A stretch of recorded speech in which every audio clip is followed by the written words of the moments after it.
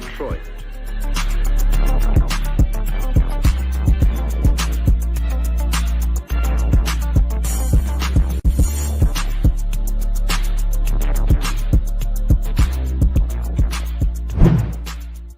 YouTube, what's going on? Welcome one, welcome all. I was just setting my stuff up, man. I promised y'all film study, and we actually gonna get into that. And I'm gonna actually teach y'all how to film study on the channel, or how to film study for yourself when you go to NFL Network. Okay, so can y'all hear me? Okay, everybody hear me? I see my mic is on. It looks all good. Sound check, sound check. Jordan Love is playing hurt. If he get a couple times, there's a chance he can go rest of the game. Okay. Jordan Love, look.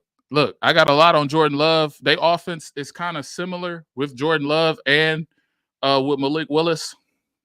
So I think it's going to be a hell of a game. I really do. I really think it's going to be a hell of a game. There's some weaknesses that we have that I don't like. There's some weaknesses that they have that I love to expose.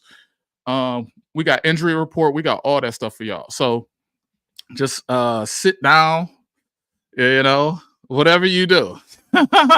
Get your Marlboros, spark up, do whatever you need to do. So first things first, man. First things first. I'm going to get into the offense, okay? I'm going to get into offense. I don't know if I should get into offense first. Hold on. Here's what we do first. First, we'll get our particulars out the way. All right. We'll do some housekeeping. We'll get that shit out the way.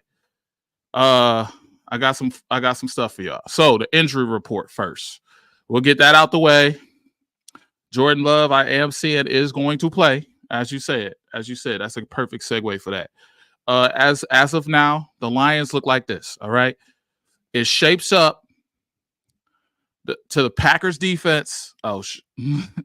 Packers defense going to be without a lot of key individuals. It's not going to have their safety. This game is going to feature 4 of the top best safeties. Okay. All right. It's 4 top best safeties. All right. But however, one of them ain't going to play. So we just going to have to worry about that. Xavier McKinney is not going to play. Well, Xavier McKinney is going to play, but Evans is not going to play. Jair Alexander did not practice.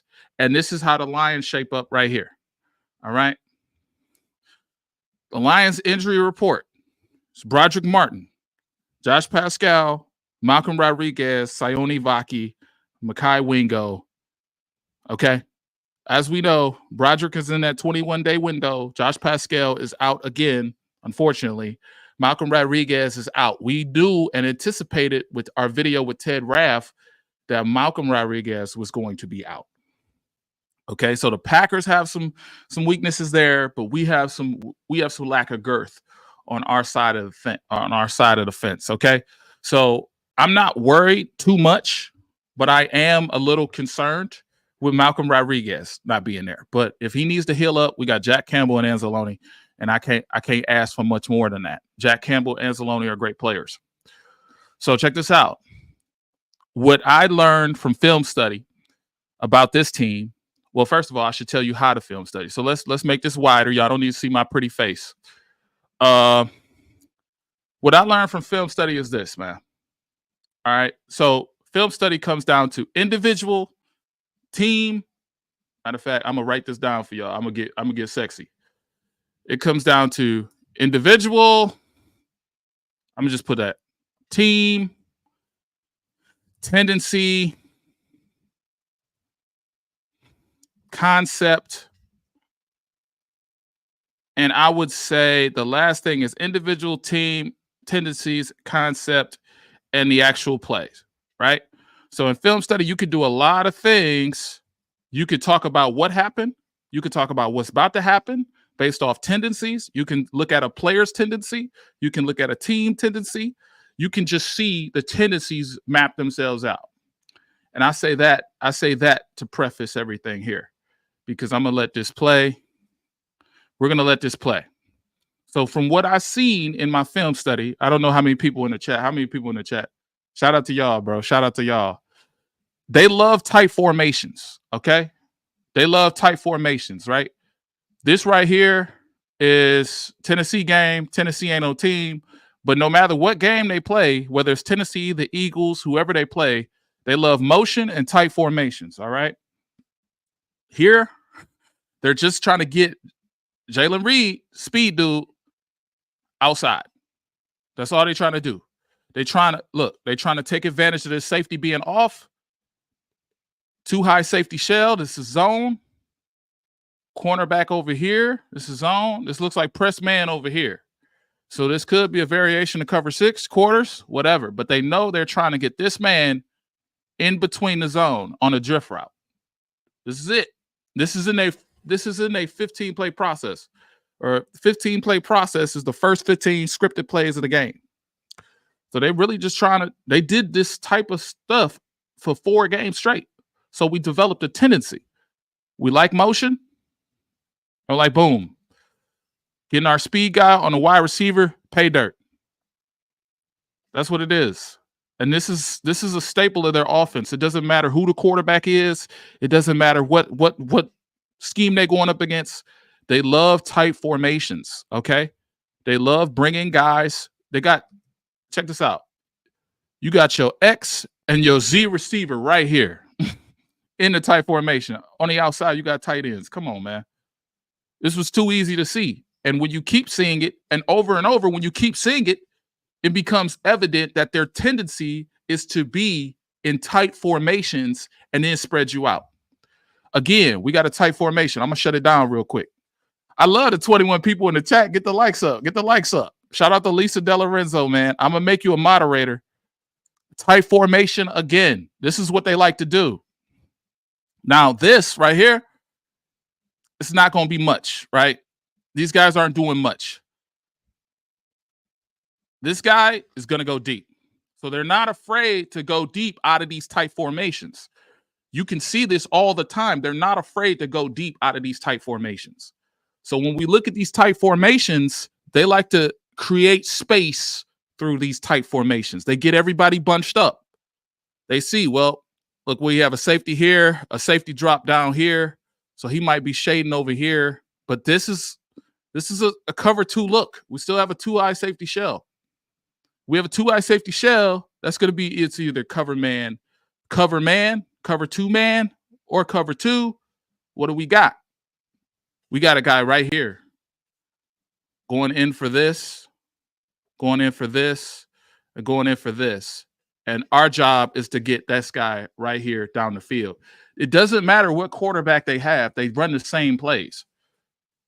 They run the same thing. Oh, wait, my bad. This is I'm thinking of the next play. Oh, my bad. I'm thinking of the next play. This play was a no-go play, but this was what they ran on first down. Hold on. I just lost my credibility. But check this out. This is another thing they do. I put this in here. They got a lot of West Coast feels in here. I don't like this play. It's an incompletion, but the next play is what I'm talking about. So I'm going to just let it run. But they do a lot of West Coast bootleg action stuff. It doesn't matter what quarterback is there. It was incomplete. But the next play after that, this is the play I'm talking about. Oh, okay. Okay, I see why I put that there. All right. Bear with me. So their tight formations get you really ready for the condensed spread look. All right. I see why I put that there. I put that there to show a point that they like to make you tight and spread you out. Okay. So forgive me for that. Oh man, I should have a script. But yeah, they like to spread you out. All right. So let's go with that and keep it rolling.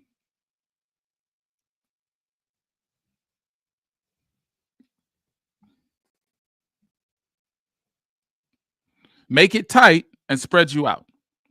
And now we like to spread. This is the play I was talking about. Here.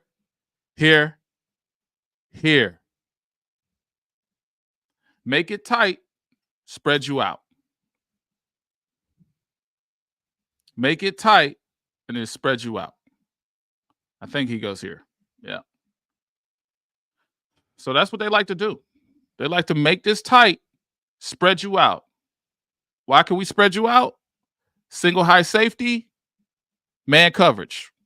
We see man coverage on the X and Y. We see a man here, single high safety. It can only be covered 3 or single. But when you see these corners, that's man coverage. It's easy money. It's what they like to do.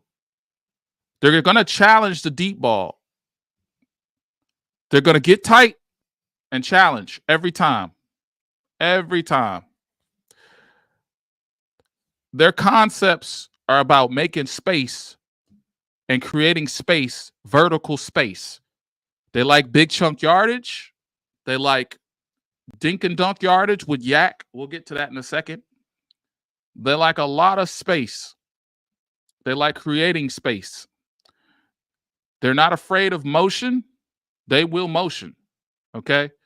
They will motion out and they will destroy you with motion. But this comes from the San Francisco tree. Okay? This is not the play I want to show. I want to actually show the next play here. Because when they space you out, man, when they space you out, I'm telling you, when they space you out, it's going to be dink and dunk stuff when they space you out. Okay? They got a tendency to do that too. Their passing game is really, what's up, man? What's up? What's up? What's up? Their passing game is really like, take what you can get, but we're going to space the floor. We're going to space the floor no matter what.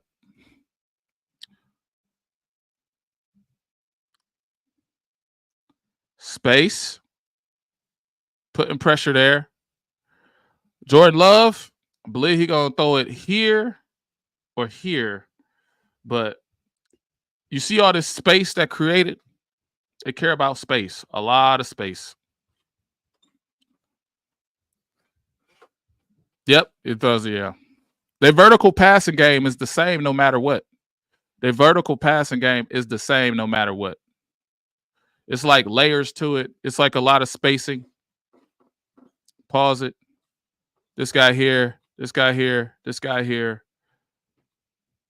So if this was a single high safety, throw it here. If they were blitzing, throw it here. If they play zone, throw it here. If they play 4 quarters deep, throw it here. They really got it. So when I see this team and I say, oh, the Packers are kind of good, I say the Packers are kind of good. Now, there's a lot of stuff I don't like that the Packers do. You know, they don't get their tight ends involved. They put a lot of their X receivers in the slot. They put a lot of their focal points in the slot, and they try to build off the slot position. But they make space for their players. They make space for their playmakers. Now, this right here, when they make space and you take away space, they're going to try to create space no matter what. This is going to be a screen to the outside. Bubble screen, they love to do this, man. This is like their thing. They love to do this. And I just seen the tendency.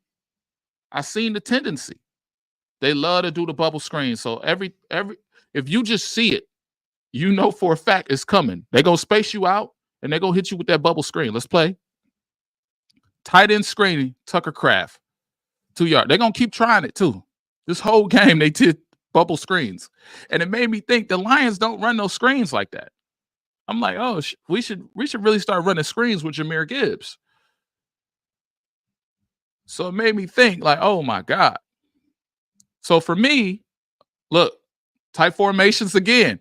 Look, I ain't just take one game. I went to the Philadelphia game. I went to every game, bro. I went to every game, and they love this tight stuff. This is a run play, I believe, because I have like 20 cut-ups of this game. So I just put in the tight stuff. I gotta interact with my past self and my future self and my present self, and we gotta all come together. So we'll all come together. But all I noticed every game was they would like to be tight and then space you out. Tight, space you out. That's what they like to do. That's what they like to do. No matter what, they're going to try to be tight, space you out. Look at this. Look at this. Now, I probably should have cut that better. But look at this. This is great. See that space, right? We spaced everything out, right? What's our go-to when we space everything out? We either going deep or we going shallow. We either going deep or we going shallow. That's it. That's what they know how to do. They do that so well that it becomes their whole thing. Now they're gonna have some. They have to reshuffle their line. They have a injury. One of their linemen. It's gonna reshuffle their line a little bit, so they're gonna be caught off guard with that. By the time I figure out who their lineman gonna be, oh man, this is canted. Hold on. Command. There we go. And command plus. There we go. We straight now. We straight. All right. What do I see here? Oh, yeah. I know about this play. Hold on. This is something I'm worried about with the Lions. Let me get my page marker. This is what I'm worried about with the Lions because we play a lot of man and we stay in man. And credit to Aaron Glenn. He's going to play man. He's going to play cover 6. He's going to play zone. He's going to play what he's going to play. He's going to make the alterations. He's going to play. I like in the Arizona game. He's going to make the alterations. Okay. He's going to make the changes. But this defensive line is bad. And I could show you on film how bad we are. We actually going to get to our defensive line later in this video. Okay. And this ain't a video. This is a whole live stream, but this is what I'm concerned about, whether it's Jordan Love or whether it's Malik Willis. This is what I'm concerned about. This right here. We know, look, we had Baker Mayfield looking like the king of the jungle, okay? Baker Mayfield was trucking guys looking like the king of the jungle. I don't like it when guys look like the king of the jungle. We have a tendency, okay, in real time to make a quarterback, look like the king of the jungle because he can make a move and make us miss. We had Sam Darnold making a move, making a miss. We had all these quarterbacks that are mobile or semi-mobile actually flourish against us. I don't like that at all. And I don't like that with Jordan Love playing, or I don't like that with Malik Willis. I don't like that at all. I think Jordan Love playing is a stupid decision. It's a growing injury. I think it's a stupid decision, but they're a stupid organization. So, stupid gonna follow stupid. This is my biggest issue. Our spaced out Packers are always going to be spaced out and then run these tight formations. They're tight formations. They like trick plays too. They like end arounds. They like all this stuff, man. Tight formation again. And out of that tight formation, they're going to run the ball. They're going to read the ball. Credit to LaFleur because he knows how to use these type of quarterbacks. Space them out. Here we go. They're going to take what they can get when they can get it. Okay? Okay? They're going to take what they can get when they can get it. Now, here's several miscues that I want to say that happened with the Detroit Lions offense. But before Detroit Lions defense, but before I get to that, oh, man, we got a comment here. Growing injury playing on a wet field is stupidity. Exactly. That's stupid. That's dumb. That's dumb. Let me show y'all what I don't like from the Detroit Lions defense. But when I get back, and I will be back, I'm going to play that little, what's that called? An ad from our sponsor. And I'm going to come back and I'm going to show you what the Lions defense looks like against this type of quarterback. Or I don't like this. Okay. I don't like to be like this, but this is a cause for concern. I'm not worried. I think we win the game, but we got to clean this up. And this is a point to Brad Holmes. We got to do something about this. So word from our sponsor first, and then we're going to get back to it. Word from our sponsor. This is a Huddle Sports Network broadcast. You can find us on Roku TV, Amazon Fire Stick TV, Facebook, and YouTube. Get all your sports news here first. The daily podcasts are Ken and Ken in the Morning, Lions Talk with Smoking Jeremy B, Wrestling Roundup, The Big Football Show, and more, Shield TV, Lions Villain Report, and Red Zone Rant. The afternoon podcasts are Valhalla, Grosef Sports, WCFL Dolphins Talk, The Cheap Seats, The Bodkin Show, Spirit of Detroit Podcast, and MM. The nightly podcasts are Hallis Hall Report, Frozen Tundra Network, Skull Gang 365, The Huddle Sports Network Open Mic, First and 10 with Foz, Main Event Football Show, Prime Sports World, The Man Cave, Prim and Proper Sports. Spitballing Podcast, Lions Fan Cave Chat, Puckett, 313 Den Podcast, The Guys Huddle, Shots from the Sideline, Let's Talk Sports, The Michigan Truth Sports Podcast, Off the Rails, NFC Northeast, Power Hours, and Detroit Lions News. Make sure you follow, like, share, subscribe, and comment. Hope you like all the shows. Matter of fact, I'm a weather forecast. The weather forecast, it looks like partly rainy. I just seen somebody wet weather. Says, howdy everyone, late to the party watching Duke trying to upset Miami. Oh wow. That's crazy. Dakota Rain, shout out to Primetime B, shout out to Malita, shout out to James Hollenfield, shout out to Brent DeWitt, shout out to Lisa DeLorenzo. I tried to make her a moderator. If you're in the chat, I tried to make you a moderator. I still don't know how to do that stuff. So whether you're on Facebook, YouTube, or Roku, just know that I'm trying with this stuff. Okay, trying to give y'all privileges, right, that y'all have earned throughout my relationship with y'all. Okay, let's get to the Lion stuff. For some reason, it doesn't want to play for me, but I can very well articulate what I've seen on film from the Lions, especially last week. My big thing with Detroit is that I'm gonna drink my little. This defensive line ain't it. And I'm gonna show you why. I'm trying to send the video again. This defensive line is not it. It's not it. I don't care what you say or who you are. They've tried 4 or 5 different formations. Okay, they tried 4 or 5 different formations to actually create something, and it didn't look good. It didn't look good. It didn't look sexy, and it wasn't spectacular. So let's get into that and let's talk about that, because I have to send this again, but this Detroit defensive line ain't it. I don't care who you are, what you say. D line. I'm just gonna call this D line.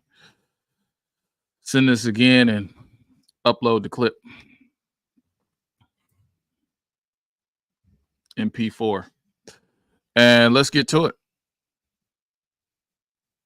So again, I want to preface that the Packers defense, obviously 8 in sacks, which ranks 20. Oh yeah, 8th in sacks, which has 21 sacks, 19 turnovers.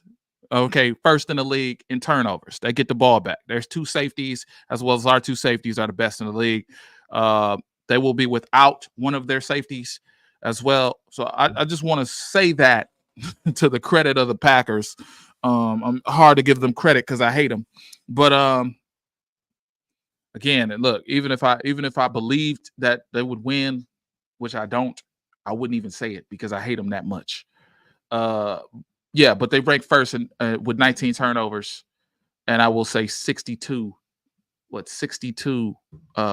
points off turnovers. So they're very efficient at taking opportunities. But this D line is processing. So we're going to get to this D line real quick. Don't forget to like, comment, and don't forget to tip your bartenders. I'm stalling bad because this is just loading. It's loading bad. So hold on. Maybe I could just look at it on film, because our D line is terrible, bro. Our D line is terrible. Hold on.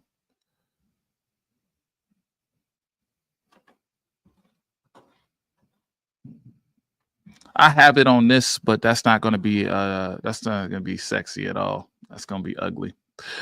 But anyway, I want to really get this D-line video up, but I'm gonna stall till I can. So I'm gonna take comments, weather forecast.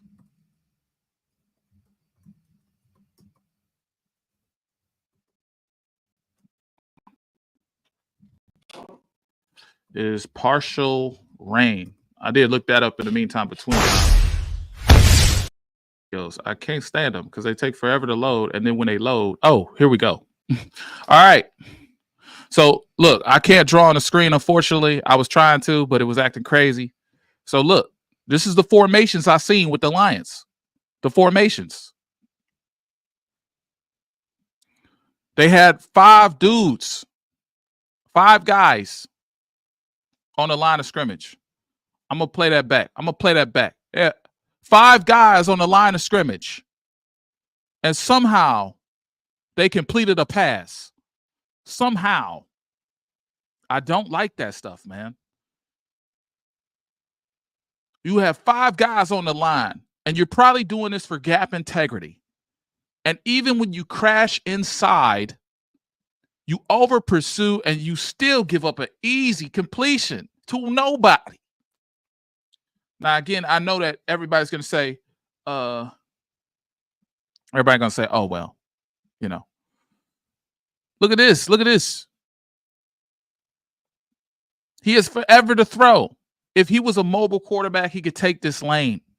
There's going to be a lane here. We're playing man. There's going to be a lane open right there. If he had an inkling of a mobility, we're all the way through. We're not getting pressure at an alarm. We're not getting pressure. I'm going to get some more clips because this is ridiculous. Now, I got all the clips on my phone. I uploaded them here, but they're not loading.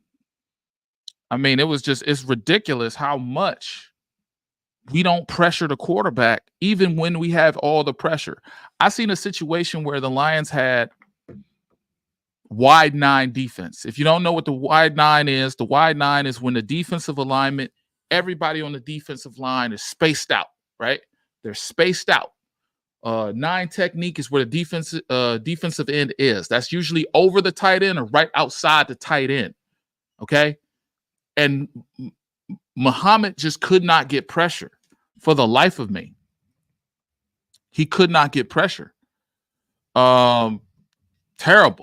The wide 9 defense is a cheat code for defensive linemen with athletic ability to get outside, create something.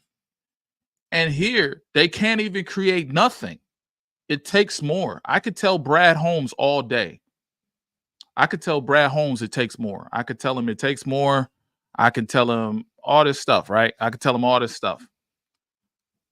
But it really does take more for this defensive line to get actual like pressure. It takes more for them to be valuable because they're not. You have 5 men on the line of scrimmage and you somehow get this pass off? Now, granted, this is the start of the game, but athletic quarterbacks are going to take advantage of this. I got film of Sam Darnold running on us. I'm not liking it. It's not sexy. It's not, man, what? This is a dusty situation. Now, again, I just feel like our D-line,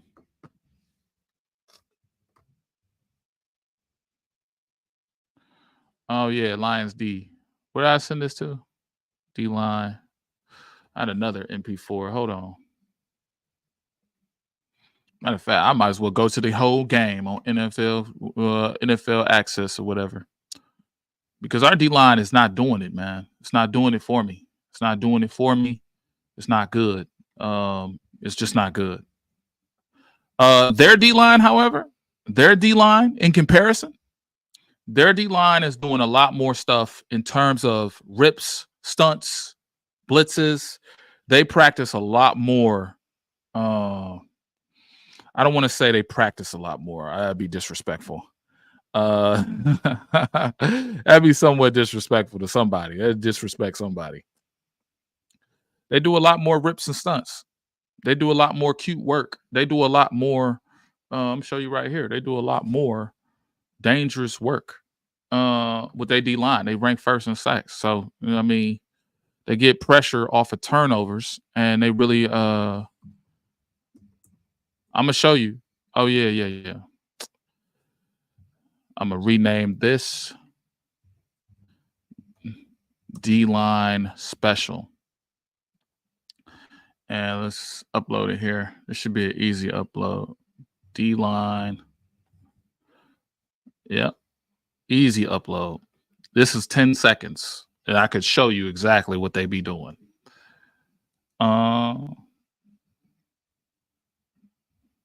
Well, I tried to. But in essence, the Packers defensive line is a lot better than our defensive line. The only thing we have is the fact that our offensive line is better than the Packers defensive line. That's the only thing we have in that scenario. I'm not a fan of what we see on film from our defensive line, but I know a good defensive line when I see it. And the Packers defensive line is good. Their cornerbacks are good. But it's so weird because they're still such a bad team. They're not special, is what I'm saying. Nothing of what they do is special, right? They're going to do some rips. They're going to do some stunts. This guy's going to come here. He's going to motion in. And then look at that. They stay after it, right? No matter what, they're going to stay after it. They're going to stay after it. And that's what they do in totality is they will pressure you. They will get after you. Someone going to the game lives 70 miles away. They're bringing all their rain gear. Hell yeah. If you going to that Lions game, I know Walt Stringer, he was trying to get me over there to Lions game. He was trying to get me over there. And I was thinking, I thought this was Walt texting me. This is the Michigan Association of Dems. I don't know what that is. But the Dems want to talk to me. But yeah, look, Walt was talking about let's go to the Packers game. Let's go out there. Let's do it. Let's do it. And I was like, man, I can't even do it. I gotta work. I didn't work. I work all weekends, but I'm excited. I'm excited because we gonna beat these mother. You know how much I hate Green Bay? Packers fan here, excited for this. Gonna be a good either way. Absolutely. Matter of fact, just for y'all, I'm gonna show y'all. Hold on, I'm gonna show y'all the actual. Let's go to NFL Plus. Now it's not gonna be as sexy as what I got it, but you know, NFL Plus is gonna be good. You got the Packers fans are excited. We're excited. The Packers fan get to test their might against us. You can say what you want to say about the Packers season, but they've had a pretty decent season. Even going against even going against Minnesota. Minnesota is funny. They almost lost. Minnesota almost lost. Nobody cared to see that, but the Packers just couldn't handle the pressure. So anyway, I'm gonna find a game. Because this is I think it was week 6 I seen with the good old Green Bay Packers. Good old Green Bay Packers. Yeah, the Packers get pressure, man. They get pressure. I'm not about to log in and sign in and all that stuff. Let's just call it a loss at that point. But they get pressure. They get pressure. The D line is gonna always get pressure. Okay. So Jared Goff we might have to see athletic JG. We might have to see athletic JG. Because they're gonna try to get after him because they don't stop. They don't stop. And JG needs to be comfortable with the ball in his hands. That's another thing. He needs to be comfortable with the ball in his hands. 8 sacks.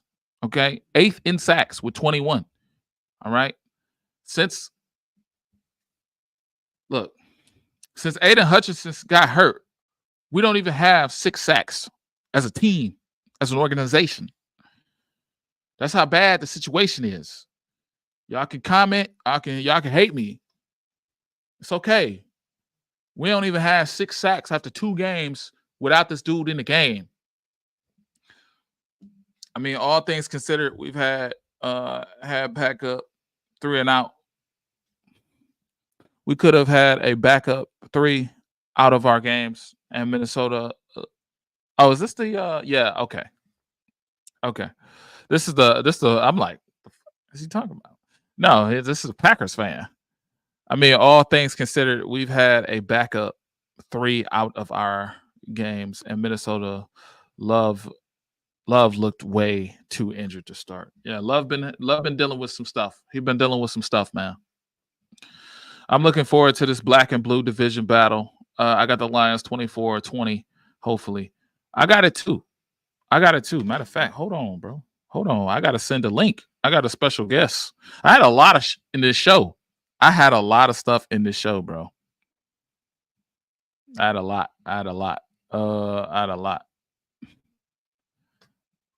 And it was good. It was a good show. Look, I'm just telling you right now.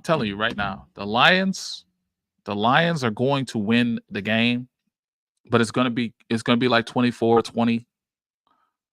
If it is like 30 something, it's gonna be like 33-30. If that can be a score. It's really impressionable. It's pressed upon me to tell you the Lions are going to win. It's in my soul. I feel like the Lions are going to win. So a lot of this stuff does not scare me, right? All right. The Packers' tight formations does not scare me.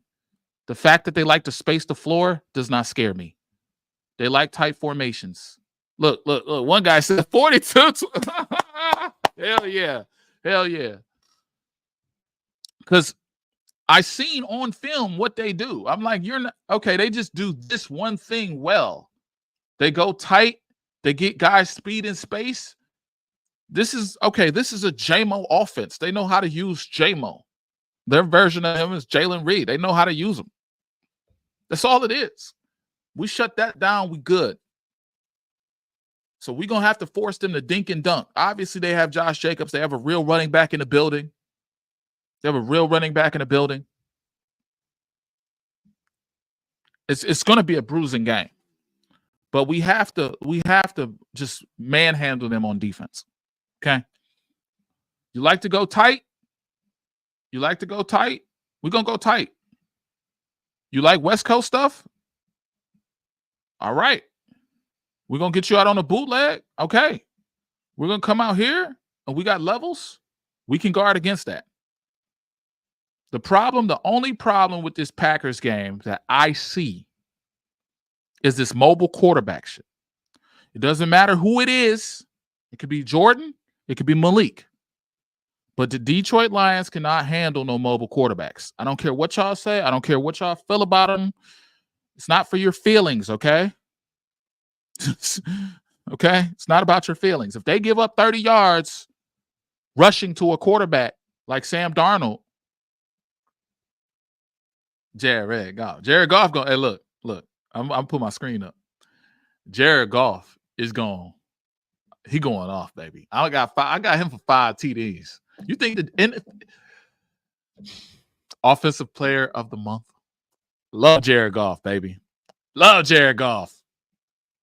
That's my guy. He can get us out of a hole. Just know that.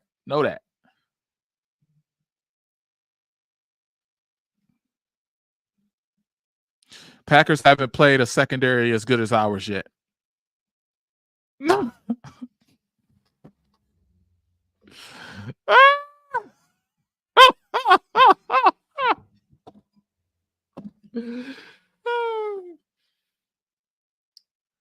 Our safeties are 2 of the best. That's all I got to say. We have the best safety in the league, and we have the 3rd best safety in the league playing together. Those other 2 positions, I will say this. Terrion's getting better every week. He's getting better every week. I don't like him. I don't think he's getting better every week.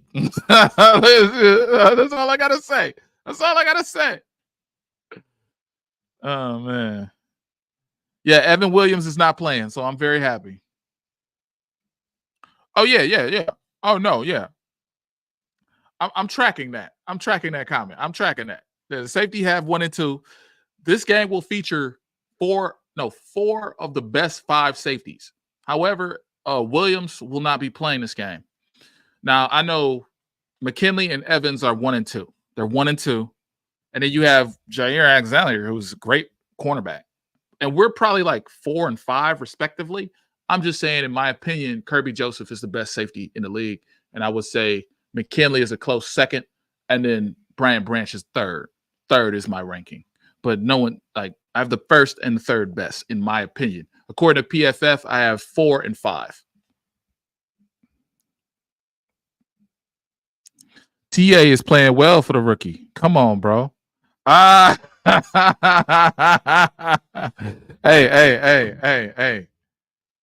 I'm gonna tell you, he's getting better every week, bro. He's getting better every week. Hey, I have nothing to compare him to, bro. It's the first time we've been here since Slay. So we have a first round corner or a highly drafted corner, and Slay was terrible. Remember, Slay was terrible for like 2 years, 3 years. He's actually doing better than Slay, so he's doing all right. I have a certain idea in my head what a cornerback should be doing. Getting pick sixes every game. Oh yeah, Cooper DeJean. Army Black Knights. Oh hell yeah. Shout out to the Army, man. We doing it. Look, man, when I left the Army, I thought we had no hope. Hey, look, we have nothing but hope. I thought we had no hope when I left. I was like, I'm not about to do this shit. Not again. What else I got for y'all, man? Oh yeah. I got that guy coming on. So I had someone want to join my the live stream, and I was like, okay, who wants to join? So I look him up. Lions Talk Live. So he was big. He was big on coming on the live stream. He really wanted to come on. So I'm gonna get him on, but I'm also gonna put on I just forward this to Lions Nation Unite, and we'll see if I can get Herm or anybody. But again, when I go Army for sure, yeah, go Army. But their offense, I'm not scared of. I'm only quasi scared, concerned about that mobile quarterback stuff, man. If they spread you out, they're gonna take pop shots or they're gonna go deep. That's what I've seen on film. I'm gonna take 30 or 40 plays from 3 games and condense it down. That's wrong. I should be watching every game and watching every formation and watching everything they do against 3x1 sets. Out of their 3x1s, what do they do? Out of their spread formations, out of their close formations. But from what I could tell, what they like to do is go tight at first and spread you out. That's what they like to do. So go tight, spread you out. That's all they like to do. And I think we can be good against that. You have 2 wide receivers here. You have a speed guy. He's in the slot. He's outside. He's everywhere. I want Carlton Davis on him. Bad. I think Carlton Davis would be. I think y'all will see who Carlton Davis really is if he has to play against a wide receiver like this. I think y'all will see what he really is. I think Jameson Williams still being out is huge for us. Huge. Oh, you really think that? Evans out and Jameson out means Lions should not be able to take the Packers over the top. That's incorrect. That is incorrect. I think what you're thinking is that since we don't have our deep threat receiver, we can't throw deep. That's incorrect. It's correlation, not causation. It's correlation. It's a correlating thought. I respect you for saying that, Packers fan, but yeah, it's not right. It's almost like check this out. Amon Ra, He can go deep. Khalif Raymond can go deep. Matter of fact, Tim Patrick's okay, but he's not going to go deep. But he's okay. But yeah, I feel what you said. But Patrick will step up. Okay, I don't know. Yeah, you preaching to the choir on that one, man. You preaching to the choir. You're preaching to the choir. We want J-Mo in the game, but J-Mo don't matter. I'm gonna tell you that. J-Mo don't matter. I'm gonna just be honest. J-Mo don't matter. Now, your receivers and your people, they matter. So let me check out your people and get into that.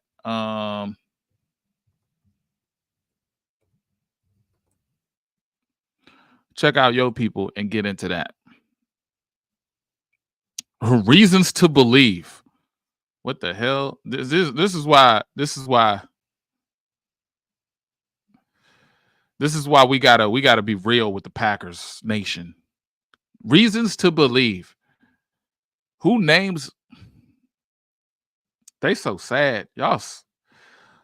Lions D-line has not shown the ability to collapse the pocket without giving up escape lanes for running QBs.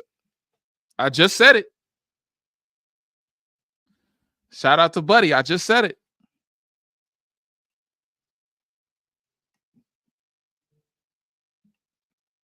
I just said it.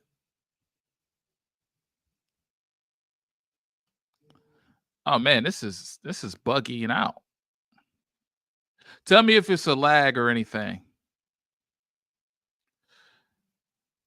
Hold on, I just said that. Hold on. Tell me if it's a lag. Hold on. There we go. I thought it was a lag for a certain reason. Yeah, the Packers, first and foremost, I'm gonna be honest with you. The Packers got two good running QBs, two mobile QBs. Let me not say running. They're two mobile QBs. Okay. They can really press us with the mobility. Jordan Love can run for 30 yards. Malik Willis can run for 30 yards. They did it against Tennessee. They did it against Chicago. I believe they played Chicago and Philadelphia. They can run. Okay. I don't want that to be overthought. I'm a little scared. Okay, look, there was a little lag. Okay. All right, let me know if there's no more lag, okay?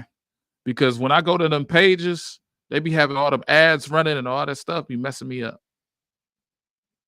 Agreed. Patrick won't be a deep threat, but he's going to get some good chemistry with Goff. Exactly. With the medium routes. Exactly. See, I got a smart fan. Look, bro, I got the smartest subscribers in the world, bro. I don't even have to say nothing. They already know. They think about football every day. We've been here since the summer. We've been here since the summer of 21-20. Little lag. Jordan Love isn't running anywhere. He got blue balls or something. You know what? I think he's going to get hit. I think we're going to hit him one time. He's going to come out. And Malik Willis going to play. He's trying to prove to the team, he's trying to do all that stuff. He's trying to, prove it to himself. Man stuff. He's trying to do that. I'm just saying. He shouldn't be doing that. That's stupid. But he's doing it to prove that he's worth the check. That's all he's doing it for. No lag here. Yeah, when I go to them pages, they be lagging my stuff and making me messed up. Even Madden, even in the Madden, some Malik ran crazy. Exactly. I didn't even see it. I know it. Because our defensive line cannot cover mobile quarterbacks. Our defensive line cannot cover mobile quarterbacks. I will say this, though. Hold on. Did I get some more content out here? Oh, yeah, that's not good. Anyway, let me show something nice, I guess. Show something nice. Something that looks nice. Yeah, that works. That works. There we go. So look, I'm gonna tell you this. This is what's gonna happen with the trade. If this game goes how I think it's gonna go, and the defensive ends can't get home, and they break containment, and they can't get. I mean, when you can't get to the quarterback, and you have a running start out of a wide 9 formation, That's pathetic. That's pathetic. I don't care who you are. If that's like I have a free angle at the quarterback. The left tackle has to take, or the right tackle, depending on where you're at, has to take 2 or 3 shuffle steps to the left, and I can't beat him at a running start. I need to trade. I need to trade at that point. I need to get somebody. So if Malik Willis and them, Jordan Love, whoever, if they run all crazy for us, I guarantee we gonna trade for somebody because we need help. We might trade for 2 people. We need help. We playing the waiting game. I seen Syndicate's video. I watch all their videos, man. I want to react to their videos, but what they do is they call the YouTube police. I would actually need hold on. How long you been waiting back there, man? Oh man, just a minute or two. Just been listening to you, man. Oh man. Would you be mad if I react to your video? No, go for it. It don't bother me. Okay, we're gonna start doing Avery reacts again. We're gonna start doing Avery. I have to put on a separate channel. I'm not gonna mess up the money. Lions Talk Live, everybody's in the building. Man, it's good to see you, brother. Always a pleasure to see you, man. Hanging out for a few, talking a little bit about Lions football. Yeah, man. Oh man, I just gotta ask. This is your first time on the podcast. Can I get a YouTube? Can I get a big old YouTube? You too, man. Anytime, man. Anytime you need. Okay. This is a bona fide star. Every time I have you, Curtis Steele, Easy, I feel like I'm in the graces of the stars, you know? So look, I got a question. We was talking about trade. We were doing some film study earlier. Okay. I actually want to have you on sometime and we can actually go through that or learn that together. Right. Yeah. But I actually want to get your thoughts on opinions on a trade. If there is any, if you believe there should be a trade. I don't know. You might believe differently. And I want to hear your opinion because I need a trade now because on film, I see there's issues on the D line. So what do you think trading for a pass rusher? You know, the tough thing for me, every man, is I got to separate at times what I would do as a coach or a GM and what I think Brad Holmes would do. I look at this team right now, the depth we have and a lot of the youth we have too. I mean, they've drafted some guys like, Manu and, Mahogany and stuff. Guys they knew, Broderick Martin, they were going to take time to develop, but they've got the stuff you and I, no coach can coach. They got some sort of, athletic ability that nobody can go out and, replicate, either have it or you don't. And that's what some of these younger guys do have. So they've taken a flyer on some of those guys. So myself, I would look at this roster and say, this roster, its core, it's got a 2 to 3 year window really before some of these guys start getting to the age where they start declining from a physical standpoint or maybe aren't quite at their peak. So really, how valuable are some of these draft assets going to be for a year or two? These guys are going to bring in. What's the realistic expectation that a first rounder, second rounder, or 5th, 6th, 7th rounder are going to come in and beat out some of the guys we already have?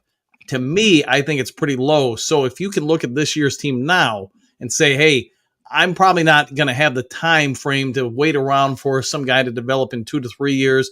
I need somebody who's already developed now to come in. And then this team, when we get throughout the rest of the season, we get to the postseason, this team's in a much better space to win a couple playoff games, get to the Super Bowl, and then possibly win the Super Bowl.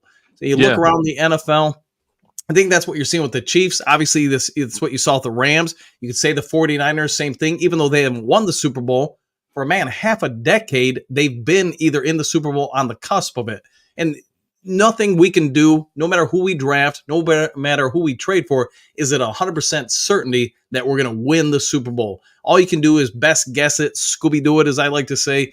And I think if I'm Brad Holmes, I'm making the move. Now, if I'm watching Brad Holmes and what I think he's going to do, that's different. That's why I say, man, I joke with it all the time. I know other people joke with it saying he's, Dollar General Brad or, whatever you want to call him. That came from me, man. That came from me and Mobby. That came from us. We're the first ones to call Dollar General Brad. But it's spot on because we all get it. Free agency. He basically goes shopping for somebody that he thinks has huge upside in low cost. Hey, if I hit a home run with this guy, great. If I strike out, it's not going to kill the team. And you see that with Iman or Emmanuel Mosley, and other guys, Davenport. If those guys would have worked out, how different would this defense be? Yeah. Probably quite a bit. And it didn't really cost Jack to get them. Yeah. That's where I think in the trade deadline, Cleveland goes out and loses, tomorrow. Jags have already started selling off. So is there a better likelihood they could sell off more tomorrow? Or I guess before Tuesday's cutoff? I think that's where if you get the right price, Brand Holmes will make a move. And if you look at the past, he has come out and said months later, they did try to get Sweat. Just, hey, Bears paid more than what we were going to pay. They tried to get, what's his name from Carolina, who's now in New York, linebacker, pass rusher, Burns, I think it is. They tried to get him. They tried to get Allen from the Jags. It's just they couldn't find a deal that worked out for both parties. So I have no doubt he's kicking tires. I have no doubt he's talking to whoever. It's just whether or not they finalize a deal. Okay. So that's a lot to unload, man. But I like the answer. It's really a concise. You've had very good practice, media practice. Okay, you've had very good. So all in all, you don't want to trade for the bottom tier, but you want to make a trade. You want to move, and you want the filler to be someone like a Zadarius Smith, someone who could come in and actually do something and beat out our guys and actually contribute. But even if we make the move, it's not a guarantee we're going to have go to the Super Bowl because we elevated the move. And I think what you're saying is actually the median between me and guys like Syndicate. Syndicate, he wants to trade. Me and him have talked about this at length. He wants to trade for everybody. Right. Everybody. So if he wants to trade for everybody, me and him have been in black and white in terms of the trading. I say, believe in the guys you do, but I'm a film study guy. And what I see on film, I don't like. That D-line was giving up some gaping holes last week. I seen him in the wide nine. I seen him in every type of defense imaginable. I seen him put 5 guys on the line. I have a clip here. I've been showing it 5 times, but I have a clip here. We have 5 guys on the line, and we could not get pressure at all. And my marbles are a little. When it comes to the Detroit Lions D-line, my marbles, 5 guys on the line. 5 guys. You could say we got pressure, but the play design was already ready. We already had 5 guys on the line. Like, you could say we had pressure, but honestly, man, look at this. That's a linebacker. We look like a whole 3-4 slanted front. We're in a slanted front over. Come over here. And you just can't get there. 95 just can't get there. I don't know if you were able to see that. Were you able to see that? Yeah. So here's my question to you, Avery. Yeah. If you go through all, I get as whether you work in print media, for newspapers or magazines or work on YouTube. I mean, we all got to write stories. We got to come up with stuff to keep people engaged and, excited and stuff. But the other part of it is, as analysts, which you do a great job of, if you look at it from a coaching perspective, a lot of the guys thrown out there, do they really come in and make an impact the way the Lions play? Or were you going to have to play them out of position? To me, that eliminates half the guys talked about out there because they aren't going to fit what the Lions are going to ask them to do unless you're going to take, Campbell out of the lineup or, Derek Barnes next year if they re-sign him or, Alan Zaloni or Rodrigo. If you're not taking those dudes out of the lineup, that means you got to specifically go for ends that fit the way, Aaron Glenn wants to play. You can't put somebody who's 240 pounds or 250 pounds at that end spot because they're going to get eviscerated in the run game defense because somebody's just going to run right at them and blow through them. They'll stop it once or twice, but man, those body blows by the end of the first quarters, those guys will be spent. So that's why I think when you hear someone like Walker from the Jags, if the Jags actually moved off that dude, I'd be all over it because he fits what Glenn wants to do. He's got athleticism to get to the quarterback, and he can help set the edge, shut down the run. And that means we would have the first and second pick on our teams. That is true. Yeah. So and I think he'd be better off because the Jags do run a quasi 3-4 multiple front. I think he was in charge of doing this and that and all this other stuff. I think he's just a rush the passer type of guy. I think he just he used to put his hand in the ground, get a running start, and use his athleticism. Yeah, if you watch Walker, he basically, they, like you said, they basically play a 3-4 end. So anybody who doesn't know, that means he's basically split between the tackle and the guard. So he's more or less having to take on 2 dudes, 70% of the time in order to generate pressure. Where in our system, he's going to be lined up just cocked over the left shoulder of, say, Taylor Decker or whatever. So he's got a lane where he can split and get leverage over a right or left tackle, depending on which side they put him on. So Right. I think in that case, with his raw strength, his athleticism, his God-given speed, that dude could really set up something and probably look more like the number one pick everybody expected him to be. And then they're going to credit Aiden Hutchinson for giving him that one-on-one matchup. Aaron Glenn's the greatest ever, man. He figured it out. Yeah. Oh man, what do you, man? It's really nice to actually talk to you because you have a lot of nuanced ideas, and you actually find the middle ground between the actual, black and white. And I love that about you because you can come into a situation, think subjectively, and apply that situation and be concise in your answer. I want to get your idea on the season. We had one loss that was like, come on now, and we gave up 400 yards last week. I know it was a blowout win. We gave up 400 yards though, and I'm just saying it's not cute. We are a dominant 6-1, 7-1 team, about to be 7-1. Come on now, but are we dominant? Are we meeting your expectations right now? I mean, offensively, I think we all get it. It took a few games, right, for everybody to kind of get on the same page. You don't put these dudes through any kind of, real preseason stuff. You're trying to keep them healthy. And that's, if you go back to like the Rams game, week 1, the offense, you could tell a lot of stuff was just, a little bit off here, a little bit off there. And that's just stuff that gets cleaned up in timing. Any coach, any player goes through it. They say, the more reps you get, the faster you get with your progressions, your reads, your reactions. Week 2, hey, give the Bucs some credit. I mean, we moved the ball up and down the field on them. We just didn't finish in the red zone. And you could see a couple of the turnovers where, I misread you throwing here, I threw here where you thought the ball was going somewhere else. That stuff got cleaned up, and now you're seeing the results of it on the offensive side. Now, the defensive side, in the preseason, my thoughts were this was going to have to be a gambling defense. This was going to have to be somebody that, use basketball terminology, was going to have to half court, trap and full court press all day. Because really just going up, matching up and being better than everybody else, that's not our forte. We're going to have to force you into bad situations and cause turnovers, which the secondary for the most part has, especially the safeties. The linebackers, I think they've played better than my expectations coming in. Now, when Hutch was in, is he playing better than I thought he was going to this year?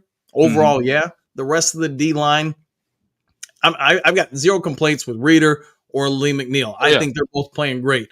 It's just you've got nothing else on that opposite end spot, and now both end spots that can generate, and you've been talking about it, any kind of consistent pressure. There's no longer a need to double team anybody out there, so the double teams can happen inside to take care of Reeder or Lee McNeil, which also means since you don't have to double team the ends, if there is a delayed blitz, which Aaron Glenn loves to use with backers or safeties or whatever, there's now somebody who can slide over and pick them up because I'm not having to commit 2 guys to block 1 guy. I got a question for you, and this comes from Ray Math. Shout out to Ray Math, one of my favorite people. I got a lot of good people on here. Like we don't have a lot of subscribers. I know you got 1 million, and Micro Mike, and I know you guys got 1 million. But even the people, the naysayers on here, we all just analyze and talk the game. Yeah. But Ray Math is one of my biggest guys, along with all the guys in the chat right now. What would be the price tag for Javon Walker? Is there a precedent for a team trading a number 1 pick of this soon, and for how much? Honestly, if he was a quarterback and he was not performing, I think it would be a 3rd round, maybe a 5th round pick. If he was not performing, if he was bad as like, what's that guy from the Jets? Zach Wilson. Okay. If he was as bad as that, but I think he's just not performed. So not performed, he might go for a 2nd round pick. Right. What do you think? So let's start with Zach Wilson. Now that you watched Aaron Rodgers in there for half a season now, was it Zach Wilson sucked or was it the Jets overall? And I think it's a little bit of both personally, but that's neither here nor there. I guess if it was me guessing what Walker would go for, so if you're the Jags and you're getting rid of him, you're basically doing it because you don't want to pick up his 5th-year option, and then commit a 2nd contract to him. So I think you could probably get him for like a 5th this year, and then maybe a 5th or 6th the following year, something like that at least, because you're basically unloading a contract. You'd rather get something for versus nothing. And you invested a first rounder into him. Well, didn't work out for you guys. Where you're parting ways. So probably a fifth and a sixth in consecutive years. Yeah. I'm gonna have them do a rapid fire with you. You my special guest. I'm gonna have them do a rapid fire. I didn't have no questions prepared for you because I knew it would be like this. I knew it would be like this because I was getting on my film stuff and I got on here and I said maybe he doesn't come on and I don't need no questions for him because I ain't got no questions for him.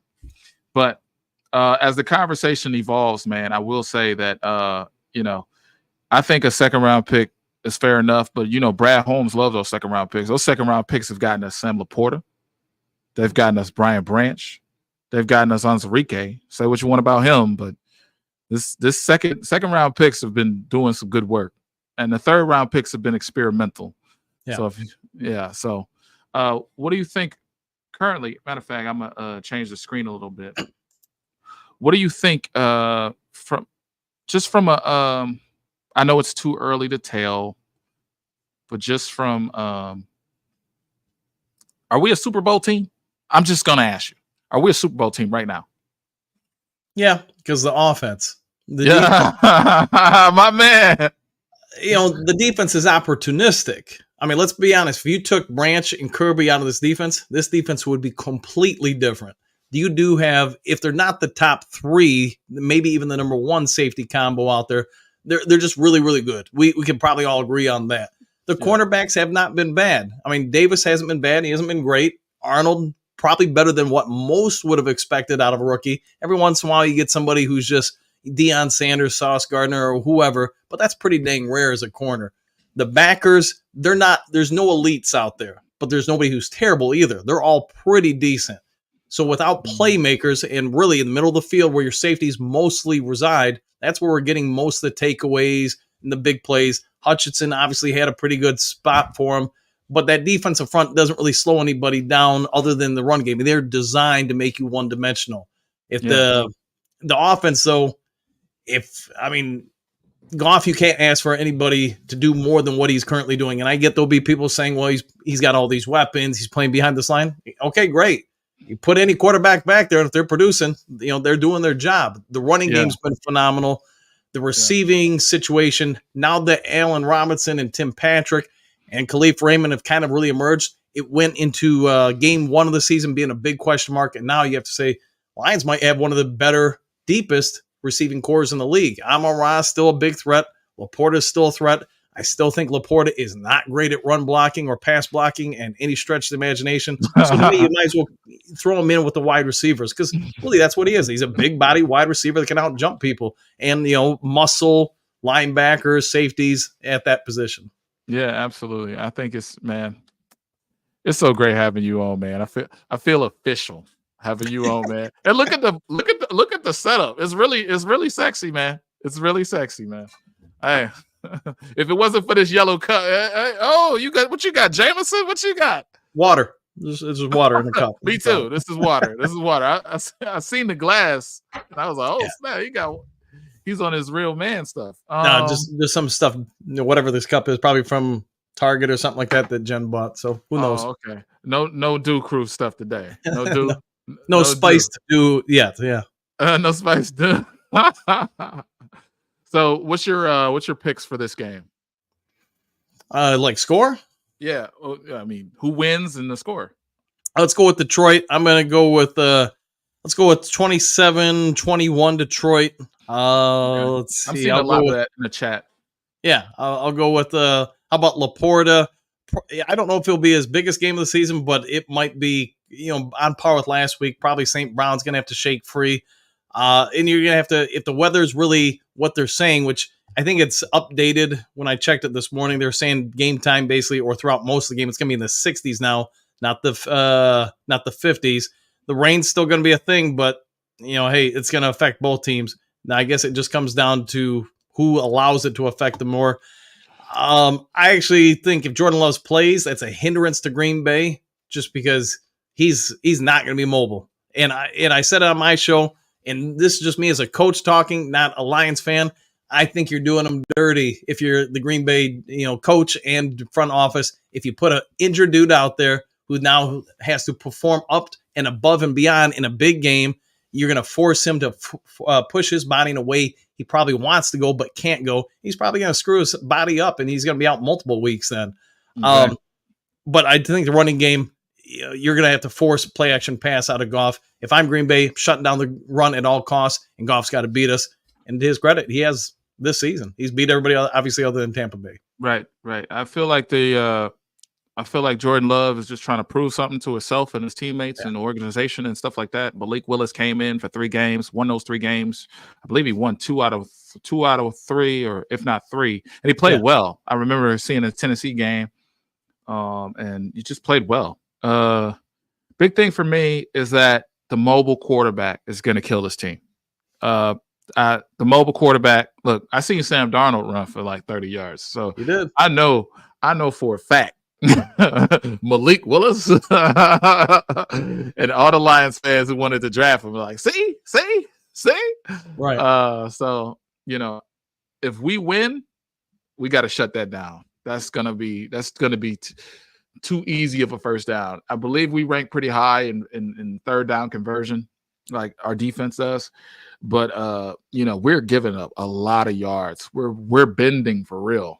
We're not, and I hope this is a bend but don't break defense. But without Aiden Hutchinson, it's looking like a bend that don't snap. Okay, and that's what it's looking like. I got some more questions for you. People would love you in this chat. People love you. Doesn't Hutchinson have like 7 sacks? Yeah, He does. Yeah, 7.5. 7.5. I think he's still leading the league in sacks too. Oh yeah, this guy says, "Have a good day. Have a good day." What do you think of Trey Hendrickson?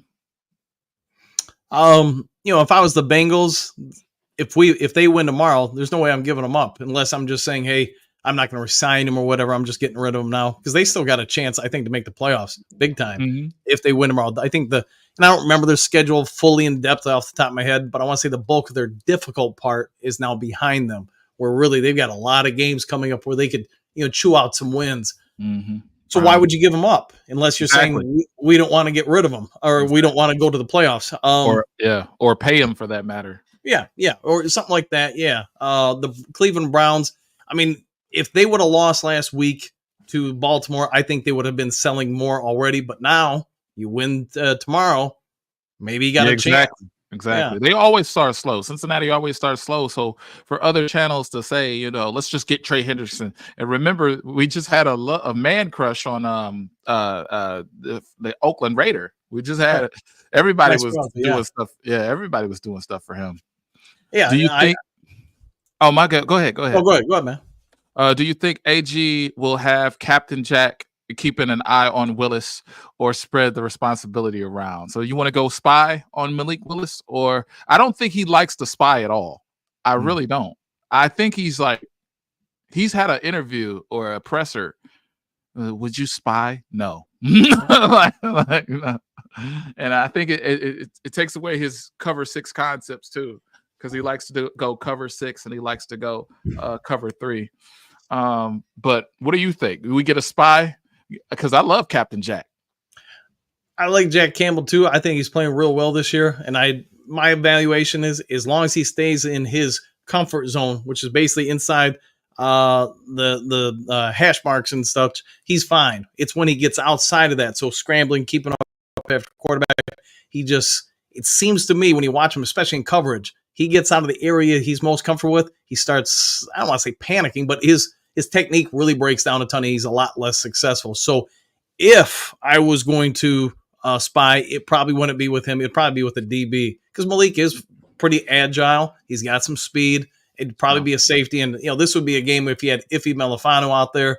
I'd probably be using him or Strickland. If they kept him activated, I'd probably take out one of the backers on obvious passing downs, put in a third safety and say, hey, you're all over him. I'd also probably blitz a lot and force Malik Willis to go across his body, take half the field away from him, having to scramble against his body. So blitz to his right hand, force him to go, to the opposite side of the field.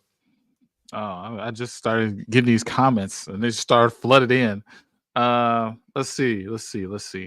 I think they're having conversations with themselves. Love is a better fit for this game. Okay. Because when they play Malik, they run the ball 60% of the time.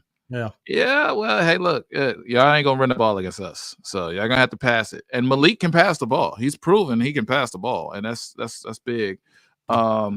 They spied against, and I guess he's talking about the spy. They did it against in Arizona. Oh, here's a good question. This is an actual question, not a statement. What do you guys think about Aziz Ajarli, who has 19 career sacks in his young career? I like Aziz. Go ahead. Yeah. Go. Matter of fact, go. No, go ahead, man. Go. No, let the guest go. You go. I like his length a lot. He reminds me a lot of Isaiah Thomas, who we just got from whoever's practice squad. I think if you wanted to get more athletic up front and on passing downs have more push, Thomas. I mean, Muhammad, I actually thought did real good last week. To me, this ain't got nothing with anybody's questions. But if we didn't pull off a trade the rest of the year, and you think Broderick Martin gets healthy enough where he can be effective, I would put Levi Onwuzurike one end, and I put Broderick Martin the other end, and then go with Reeder and McNeil in the middle, because man, you're not running on that front, and both Broderick Martin and Levi Onwuzurike, they've got some wheels, especially for dudes their size. They can push that pocket and push tackles back into the quarterback, but that's neither here nor there. As far as the Giants guy, if you got him for the right price, but I also don't think he's going to be a 3 down end for you in the way AG wants to run. Mm-hmm. Mm-hmm. No, I like your idea. It's a nice idea. It's pretty good. It's pretty good. I like it. I like it a lot. Being a lifelong fan for the Lions, it's nice to see that Lions games referred to as games of the week. Everyone is high on our Lions. Yeah, man. The Lions are the best team. Matter of fact, did you see that? I don't know if you've seen this. The Lions been kind of going viral, or people speaking about the Lions been going viral as of late. We had a trade proposal, which was crazy. That was insane. Did you see that trade proposal? Yeah, the 3 firsts, Gibbs, and a third for Myles Garrett. Yeah, that ain't never happening, man. And that's why Tannenbaum is not a GM. That's exactly why. That's why he got fired. What about? And he put that out there for, to get views, to get interest. That's at least I would assume that's the only reason, because I can't see any real GM doing that stuff. When he picked Dallas to win, and it was a clear sign that Dallas was not. He picked Dallas to win. I think the Cowboys are going to do their job. They're going to come. And the whole group of people he was with just looked at him. I don't know what he's talking about. The Lions are going to win this game. And just the way it happened, 47-9, that destroyed his credibility. Right. Yeah. So did you also see? Man, this is gonna kill me. There was who was the team to beat? Nick Wright. Nick Wright said the Kansas City Chiefs are the team to beat, not the Lions. What did you think about that? I mean, I guess if I'm Nick Wright, it's because the Chiefs won, the last 2 Super Bowls. They've been dominant for 5 years or so now, or at least fairly dominant. But when you look at their team, that offense ain't too great. I mean, Patrick Mahomes is Patrick Mahomes, but he's got to get some weapons to really step up. And that includes Kelsey, who I don't think has played great this year. Their offensive line has been suspect. That defense has saved the day for him a little bit. I would not mind us playing them in the Super Bowl. It's always going to be a flip of the coin who wins the Super Bowl, but I would like our matchup against them. Yeah. Yeah. Matter of fact, let me tell you this.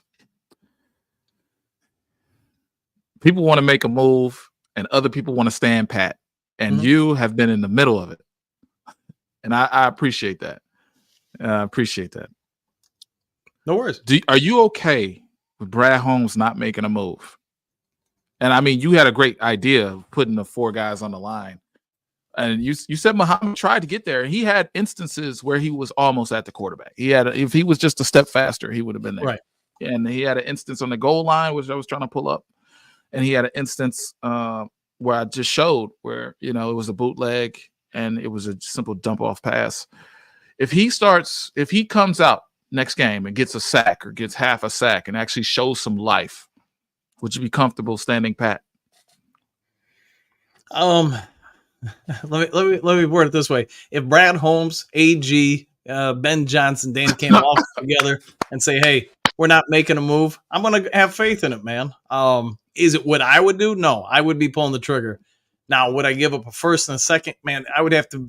Myles Garrett makes sense to me in that scenario because that dude's going to help this year and probably 2 years after that. So if I look at it this way, in the NFL, your first, your second, and third rounders, those are starters. More often than not. Maybe the third rounders, maybe 50-50 chance there, flip the coin, but your first and second, those are your future starters and helping keep your salary base down for the next 3 to 4 years and fifth year option. Now, you remove that, you're saying, hey, Myles Garrett, you're coming in. We're all in this year, next year, and probably the following year to win a Super Bowl. So I could live with that myself because I'd say, man, the chance of most rookies making it 3 to 4 years are in the NFL, it's slim. I mean, what was it? Like 50% of first rounders are gone in 3 years, and it drops down like 10% every round after that. I think it's something like that. So I'm going to say, hey, Myles Garrett, I know barring an injury, you're going to be great for 3 to 4 years. All right, you've done your job from a draft pick standpoint. Now, would I think the Lions should go do it? Yes, I think they should. If you're really going to win it this year, next year, go for it. But if Brad Holmes doesn't do it, I'm guessing that means they Scooby-Dooed something. They're coming up with a better idea. Houston, I actually thought James Houston played pretty decent last week on limited snaps, got some pressures. If he gets healthy again, does that help things? If it's Muhammad or Isaiah Thomas help things? And that's a lot of speculation. You and me and everybody watching, we're going to get to see these guys for whatever it is, 3 hours. And most of us aren't studying the game film to see if the guy really was effective or not. But the coaches are around him all the time. And if they have faith in him, then, hey, don't matter what you and me think. That's what they're going to do. All right. That's a great answer. That's a great answer, man. Hey, man, I'm going to hire you for Lions Media, man. There you go. You can forget about Lions Nation Unite. You're going to be my next press secretary. I'm going to put you in. Whatever regime it is, I'm going to put you in. Don't worry. Right. What's your evaluation of Levi Onwuzurike? And I'm going to take one more question. I'm going to let you go. Or I'm going to get off stream, rather. I've been on stream an hour 30. And I try to keep it at an hour 30 because the wife complained. Smart man. Oh, yeah. Hold on, brother. I'm on stream right now. I got to call you back. That probably never happened in the history of the world. Things happen, man. Take a phone call. But look. What's your evaluation of Levi Onwuzurike? I think he's an absolute genetic freak of nature. The fact that he's done that to his back, had it, fused, and he's playing well at the NFL level. We'll never know what he could have been without that injury. Doesn't matter now because he can't change it. But to me, I'm glad they're starting him. I'm glad they're putting him at end. I'm glad they're putting him on the inside sometimes as the DTI. This dude is just powerful. He's agile. He's got speed. There's just Kelvin Johnson, freak nature. There's just some guys that nothing you can do as a coach are ever going to replicate what they can do. And we can say that about Levi Onwuzurike, and he's getting better. So if they don't make a move for two dudes on the line, I think it's part of it is because of him, because they have a lot of faith in him. Although I would like him to make a move. But I love the dude to death. I hope they re-sign him and keep him around, because as long as the medical staff say he's good to go, that back's not causing any problems, I think he's a problem for other teams. Yeah. Hey, look. I've been very happy with Levi Onwuzurike. It makes me want to take back all the bad stuff in the world I've said since the draft of Levi Onwuzurike. But Aaron Glenn has faith in him. Brad Holmes has faith in him. They've given him the tools to succeed from the back injury, and I couldn't be more happy. Matter of fact, I really regret saying all that stuff. Like, you regret saying it. Like, this guy, what? I said it at the draft, So I'm gonna get out of here, guys. I'll try to keep it to a minimum, because I know my daughter wants to play Tea Party. My wife probably just wants to be left alone, read a book. And I'm going to send us out on an intro. Do you have anything to say? Let's get your channel, everything you're about. You can put it right here. Okay. Come over to Lions Talk Live on YouTube 7 days a week, 7 a.m. to roughly 8 a.m. every day of the week. Do a live show, and then throughout the day, do a couple videos here and there from time to time. But come on over and be a part of the Do Crew. Yeah, absolutely. The Do Crew. I mean, look, I'm chasing you, man. I'm chasing you. Okay. I gave up on chasing Dose of Dion, and I gave up on chasing Syndicate and Micro Mike, all the stars. I'm just chasing you right now. Come on up, man. Yeah. How many subscribers you at? I don't know, man. A little over 10 grand, I guess. Woo! Yep. I'm gonna chase someone else. Fair enough, man. Fair enough. All right, brother. Like, comment, subscribe. Love y'all. And thank you for coming on this show, Dan. Thank you. I know it was a little rough one. It was a little unorganized. But went great, man. Went great. All right, brother. Evo did this one.